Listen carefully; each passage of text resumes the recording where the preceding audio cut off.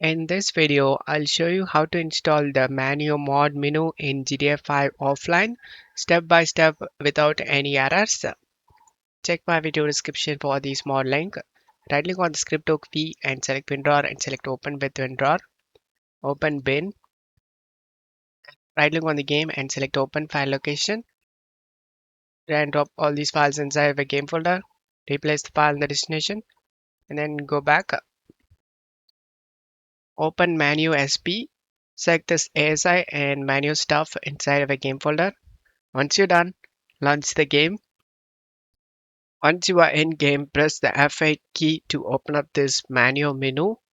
Press 2 times and using down arrow and up arrow you can choose option. Press enter to select option. Press backspace key to get back and select this vehicle options. Vehicle spawner. Choose the vehicle type you want to spawn. I'm going with this super. Select the car you want to spawn. Then to close this menu, press F8 key. Now you can enjoy the game, guys. I hope this video helped you. If the video helped you, don't forget to leave a like and subscribe. Thank you.